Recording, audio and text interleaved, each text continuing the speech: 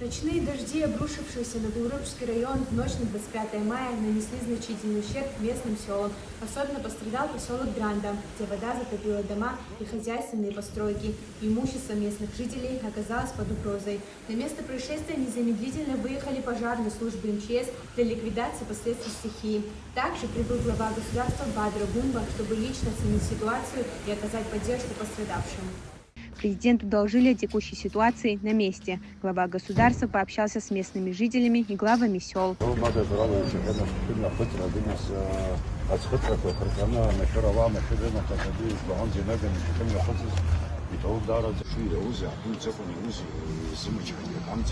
Завтрашнего дня, после того, как вода спадет, в районе мы досконально будет создана комиссия для того, чтобы доложить Гулрыбскому району о пострадавших домах и все как фокус естественного бедствия.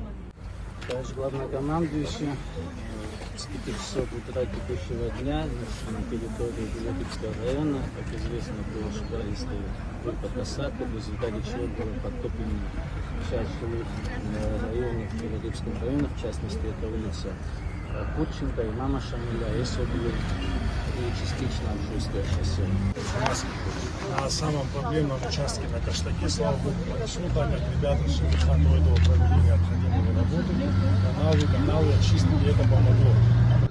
أنا خسرت تدريجا يرى الشغل زي كذا МЧС района خضار комиссия يلا تطبق زي أخذ زوز خستا زوز يحاولوا عند كاركتر أيتش كل زال شارك رحترتزا خبر بقوانا ركشوك يا أخوم تدرب كنا تعرف وانا بقى أرنتي يا حبوتي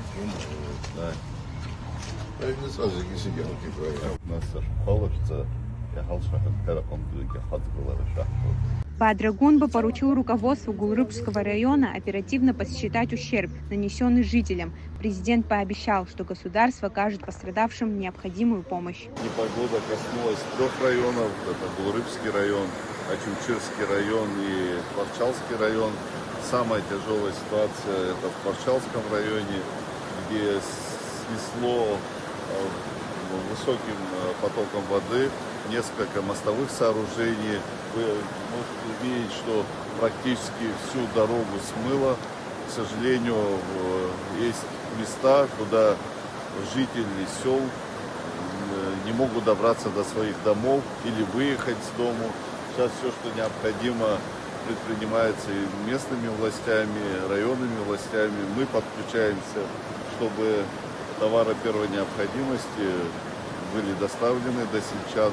Дальше мы параллельно начинаем строить временные сооружения дорожные, чтобы жители могли бы попасть к себе в дома.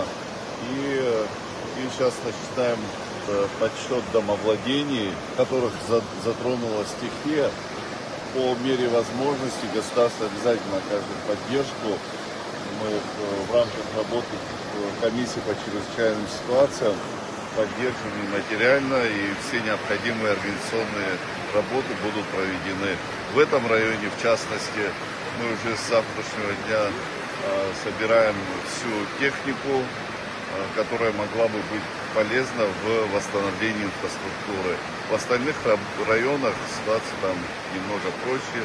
Будем реагировать на все сложности, которые будут возникать в связи со стихией, обрушившейся, к сожалению, на эти районы. В то же время многоводная река Кодор, несмотря на проливные дожди, не вышла из русла и не нанесла никакого ущерба.